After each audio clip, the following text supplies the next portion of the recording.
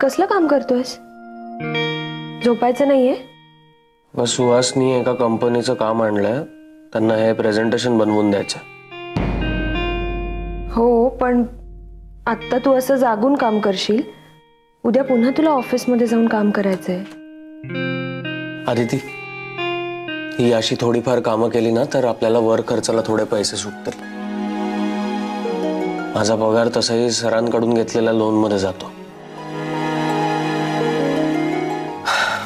असो, तू काळजी करू नकोस, फार वेळ नाही जागणार. तू जाऊन झोप जा, आराम कर. तुझी काय कमी धावपळ होत नाही. माझी कसली धावपळ? अण्णा घरी आल्यापासून घर आणि ऑफिस एवढंच काय तो प्रवास आहे माझा. आणि ऑफिस मध्ये काय कमी स्ट्रेस असतो का? बरं, दादांना फोन केलास तू? दादा वहिनी कसे आहेत? चिनू एन्जॉय करतोय ना? आणि कधी येत आहेत ते परत? हा, येतील लवकरच. आणि ते आले की अण्णांना नेऊन सोडावं लागेल. अरे हो, अण्णा जातील ना?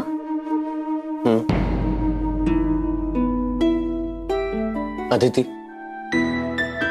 मला या गोष्टीचं टेन्शन आलंय. म्हणजे अण्णा तिथे गेल्यानंतर त्यांची नीट काळजी घेतली जाईल का? त्यांची पथ्य वेळेवर पाळली जातील का? डॉक्टर मला सांगत होते मधल्या काळात ना त्यांचं औषध पाणी वेळेवर झालं ना त्यांची पथ्य पाळली गेली, म्हणून त्यांचा त्रास वाढला.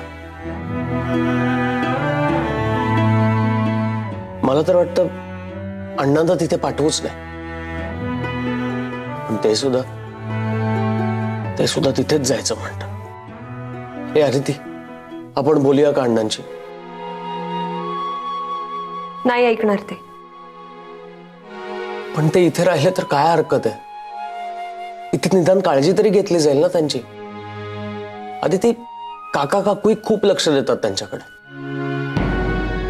काय हरकत आहे ते इथे राहिले तर?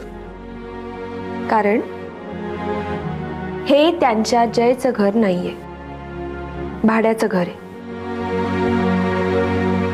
काका काकू तसे खूप चांगले आहेत. प्रश्न तो नाहीच आहे.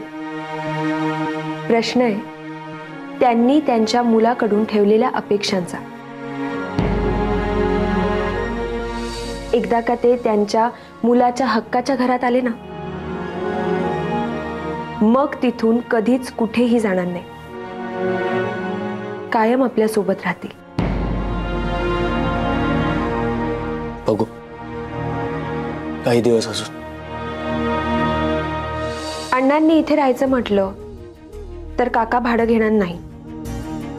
हे आवडेल तुला? म्हणून अण्णांना लवकर जावंसं वाटतंय तुझ्यासाठी. अदिती, त्यांची जर हीच अपेक्षा असेल ना तर ती मी नक्की पूर्ण करेन.